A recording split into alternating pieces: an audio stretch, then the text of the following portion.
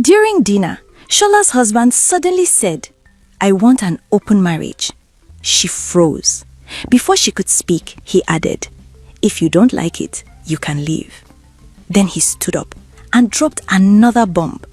"My new wife will be here tomorrow." Shola thought it was a joke until the next day when he brought another woman into the house. But what he didn't know was that she was about to teach him a lesson he would never forget. This is African Folktales with Nsinem. Listen closely, because Shola is not as weak as she seems. Before the insults, before the second wife, before that night that shattered everything, there was love. Or at least, what Shola thought was love. It all started in a secondary school in Ibadan, where both of them worked as teachers. Shola taught physics. Cletus taught chemistry, with a high concentration of sweet mouth, because that man could talk.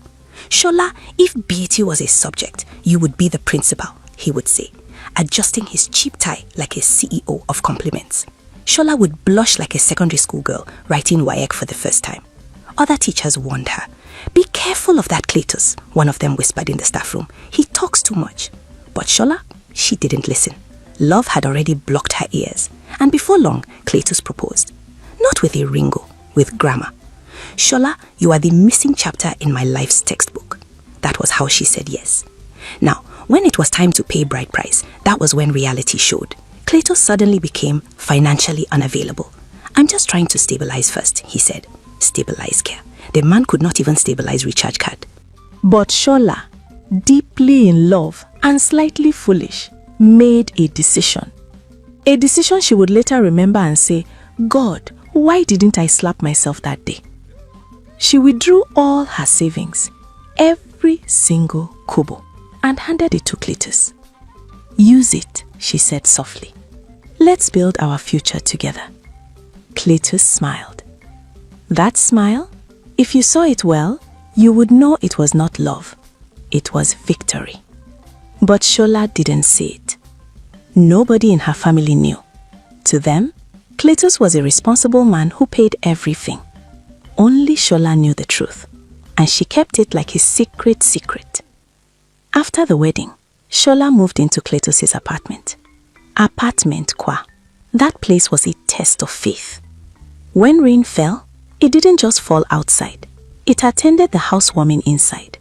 Bucket in the sitting room, bucket in the bedroom. One even had VIP position in the kitchen. At a point, Shola stopped saying, "It's raining." She started saying, "Our house is leaking again." But still, she endured. Because in her mind, this is just the beginning. Things will get better. If only life followed motivational quotes. Then, one afternoon, everything changed. Her uncle called. "Shola, there's an opportunity in an oil and gas company," he said, "and I have already recommended you." Shola froze. Oil and gas? This was not small teacher salary again. This was breakthrough. This was escape from bucket ministry. This was a chance to finally breathe. That night, she told Cletus. Instead of celebrating her, the man went quiet. Very quiet. Then he smiled. That same smile again. "Shola, you know, as the man of the house, it would make more sense if I take the job," he said. Shola blinked. "I mean, I will earn more, take care of you better, and you can rest," he added smoothly. Rest? From what? Suffering? But love, that dangerous thing, clouded her judgment again. She thought about it. Then she made the decision she would regret for the rest of her life. She called her uncle the next morning. "Please, give the job to my husband instead." There was silence on the other end. "Are you sure?" her uncle asked. Shola smiled. "Yes, sir, we are one." If only she knew. She was not one with Cletus. She was just useful. And the painful thing about being useful to the wrong person is that they only value you when they need you. Shola's mother called her immediately. Her brother told her his niece had asked that the job be given to her husband. "I am not trying to tell you how to manage your home, but my brother arranged that job for you. If you take the job, you can provide for your family. If you don't want the job, then let your uncle give it to any of your brothers. They are all qualified and don't have good jobs as well," Shola's mom said. But Shola gave her mother the we are one and it doesn't matter who does the job line. Her mother listened to her, but before she ended the call, she made one statement. Shola, a man who climbs to the top using your shoulders as a ladder often forgets whose shoulders they were once he sees the view. I hope you don't regret sacrificing your career for a man. Well, draw closer and listen. Let's find out together if Shola regretted that decision. Do you think she will regret it? Drop your response in the comment section. At first, it felt like God had finally remembered Shola. The same man that could not afford recharge card was now collecting salary that made neighbors greet him with respect. They moved out of the bucket ministry apartment. No more rain inside the house. This time, when it rained, Shola would just sit by the window and smile. And then, double blessings came. Twins. 2 beautiful babies that made her forget, at least for a while, that her life had ever been hard. She was happy, truly happy, until Cleta's sister, Gladys, came to visit. Now, every African home has that one relative that comes with unnecessary authority. This one, she came with full government. At first, it was small. Shola, this stew has too much oil. Shola, why are you cooking like you are feeding a village? Shola, money does not grow on trees. Shola would smile. Inside her mind, God, give me patience, because if I use my strength, prison will collect me. She ignored her. She endured her. She kept quiet until the day Shola had dished her food peacefully. Rice, stew, and 2 correct chicken thigh, because life was finally making sense. Next thing, Gladys stretched her hand, picked 1 chicken from Shola's plate, and dropped it back inside the pot, like a government official reallocating resources. Shola froze. Even the spoon in her hand paused. For a moment, her spirit left her body. If your husband's sister removes chicken from your plate, what is the first thing you are doing? A. Give her a jaw realigning slap. B. Report her to her brother. Or C. Walk away quietly. Because what Shola really wanted to do was to stand up, give her a very accurate slap, and escort her to the nearest Find Your Own Husband center. But no, she breathed in, she breathed out, and told herself, violence is not the answer. So she let it go. But the woman did not stop. One day, Shola had finally gathered strength to wash the twins' clothes using the washing machine. Progress. She loaded everything, added detergent, pressed the button, and went to check on the babies. When she came back, silence. The machine was off. Her sister-in-law stood there like NEPA that just took light. Washing machine is a waste of electricity, she said. Use your hand. Shola just looked at her.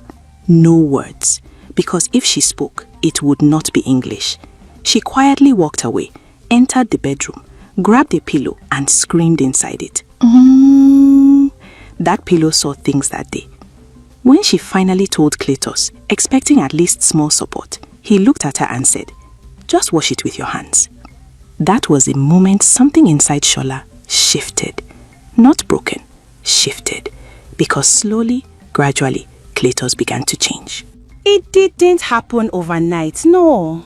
It started with small things. Snapping at her, raising his voice, talking to her like she was less. Then, one night, he didn't come home.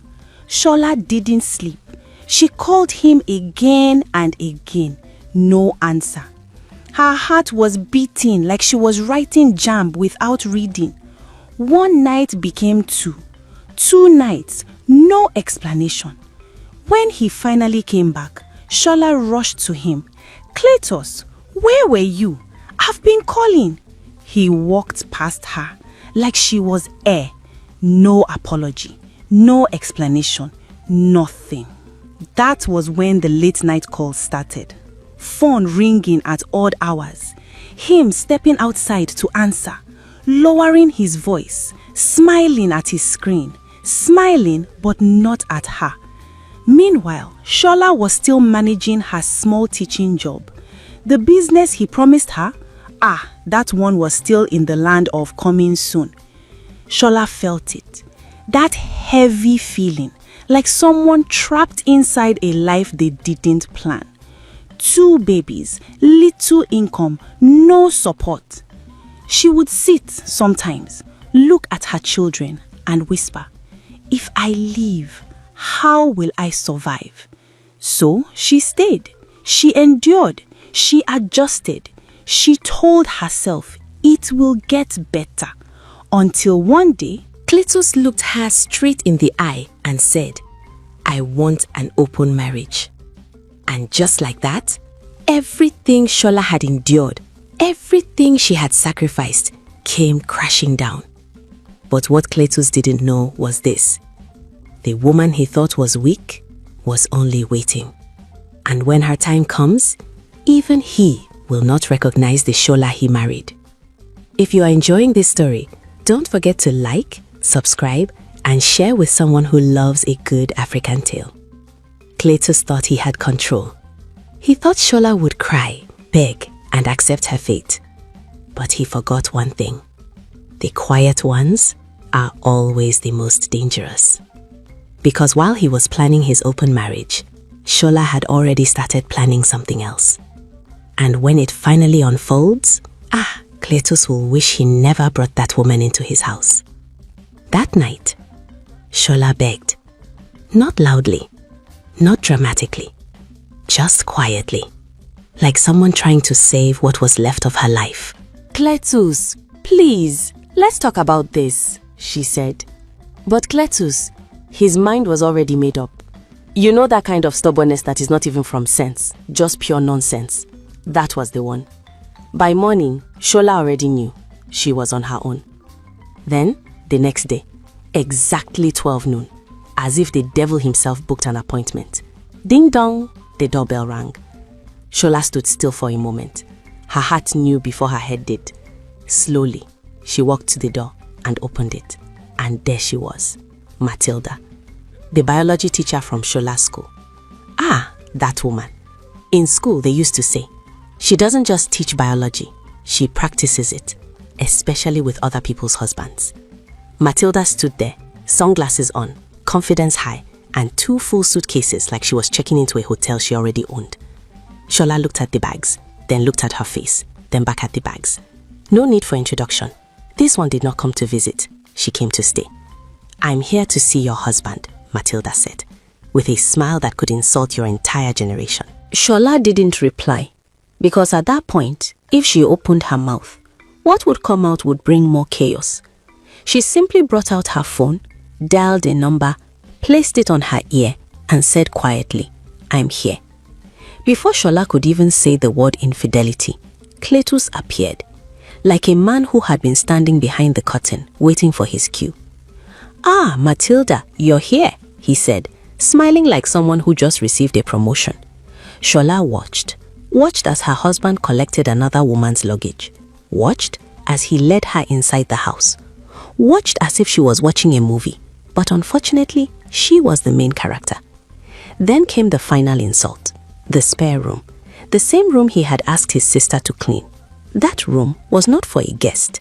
It was prepared, planned, arranged for her. And just like that, Cletus and his sister entered Shola's bedroom, packed her things, clothes, shoes, everything. No discussion, no shame, no respect. They carried her belongings and moved them to the guest room. Guest room? In her own house? Shola stood there, silent, still, watching. Because sometimes, when pain is too much, tears don't even come out. They just stay inside your chest and burn. But what they didn't know was this. Shola was not silent because she was weak. No. She was silent because something inside her had finally woken up. And when a woman who has endured everything finally stops reacting, that is when people should start running. Because that kind of silence is not peace, it is preparation. And Shola had just begun. And just like that, Shola was no longer the wife. She became first wife, numbered, arranged, categorized in her own home. Matilda didn't even pretend. That one did not come to compete. She came to dominate. Every little thing became a battlefield. Her tone, her attitude, Even the way she walked past Shola felt like an insult. One afternoon, Shola was in the kitchen, cooking a pot of jollof rice. The aroma, heavenly. Even the ancestors would have approved. Her baby started crying from the room, so she rushed to carry the child. Just a few minutes, just small minutes. When she came back, she froze. Another pot was on fire, burning like it was auditioning for a disaster movie. And her own pot of jollof rice, gone. Empty. The contents had been dumped inside the bin. Shola stood there, staring. What she really wanted to do was to carry that empty pot and use it to reset Matilda's jaw. But no, she held herself. Again, Shola controlled herself. Then, one day, her mother arrived, unannounced, as African mothers usually do when their spirit is not at rest. Shola panicked. She ran to Cletus. "Please, just pretend everything is fine," she begged. A big shout out goes to Sarah watching from Zambia. Thanks for interacting with me in the comment section. Back to the story. Shola begged and begged. But Cletus, who had already graduated from wickedness to advanced wickedness, didn't listen to her. He didn't pretend. He didn't hide anything. He behaved exactly as he had been behaving. Cold, dismissive, disrespectful. Matilda too, she performed like she was acting in a movie titled How to Annoy Your Husband's First Wife in 24 Hours. Shola's mother didn't say much. She just watched, observed, calculated. The kind of silence that mothers use when they are already planning something. By evening, she left. No shouting, no drama, just quiet. And that quiet was louder than anything. Exactly 1 month later, Karma knocked. And this time, it did not knock gently. It kicked the door open. Cletus came home one evening with a face that looked like someone had just collected his destiny. Suspended. Indefinitely. There had been an audit at the company, and guess who was involved in illegal dealings with petrol marketers? Our dear Cletus. The same man that wanted open marriage could not handle open investigation. Life is funny like that. From oil money to how will we survive? Just like that. The house changed, the atmosphere changed. The respect he used to command evaporated. And Matilda, that one did not even waste time. The moment she realized there was money issues, she packed her bags sharp. No goodbye, no take care, no I love you. Just zoom, like free trial that had expired. Shola watched her go, and for the first time in a long time, she smiled. Because sometimes God doesn't fight immediately, but when he stands up, even spectators will feel it. Now, remember Shola's mother. That woman did not just visit and go. She reported everything to her brother. The same uncle who had once offered Shola a life-changing opportunity. This time, he did not ask twice. When Shola showed up, there was no long talk, no lecture, just action. A job, a better one, higher paying, better position, clean environment. The kind of job that reminds you are never the problem. Shola stood there, holding her offer letter. The same woman who once gave away her opportunity was now being handed another one. But this time, she was no longer the same Shola. This Shola had seen things, endured things, learned things. And as for Cletus, he looked at her differently now. Not with pride, not with control, but with something new. Fear. Because for the first time, Shola had something he could not take from her. And deep down, he knew the balance of power had just changed. But what he didn't know was this. Shola was not done yet, not even close, because the real lesson was about to begin. Since the money had finished, Cletus' sister did not need announcement. She packed her bags quietly and left. No advice, no encouragement, no stay strong. just like that. The same people who enjoyed the benefits disappeared when the benefits ended. Now it was just Cletus, alone. One afternoon, after hours of walking under the hot sun looking for a job, Cletus returned home, tired, frustrated, defeated.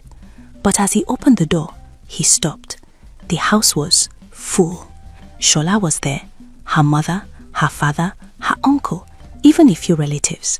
Cletus' heart skipped, because deep down, he already knew this was not a visit. This was an ending.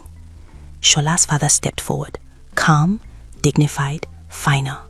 Without raising his voice, he brought out a small envelope and handed it to Cletus. "Your bride price," he said. That moment, it hit harder than any slap, because in that simple act, the marriage was over. No arguments, no begging, no second chances. Finished. Within hours, they packed everything. Clothes, shoes, memories, everything Shola Kemri, and everything she built. Cletus stood there, watching, the same way Shola once stood and watched her life being rearranged in front of her. Now it was his turn. No one insulted him, no one shouted, but the silence, it was loud. When they finally left, Cletus sat alone in the empty house. No voices, no laughter, no children crying, just silence. The same house that once felt too small for his ego now felt too big for his regret. He walked into the bedroom slowly. The walls were still there, the bed was still there, but peace, gone. He sat down, held his head, and for the first time in a long time, Cletus cried. Not because he lost his job, not because his sister left, not even because Matilda abandoned him.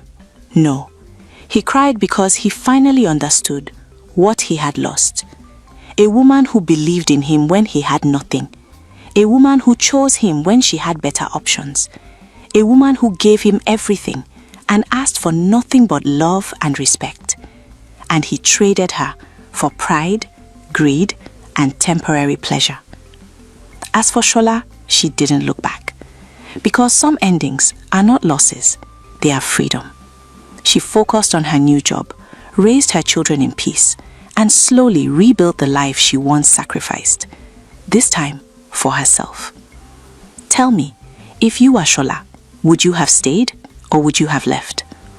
When a woman stops fighting for the relationship, it's not because she's weak, it's because she's already gone. If you enjoyed this story, then I'm sure you'll enjoy this story on your screen. Click to watch and I'll see you there.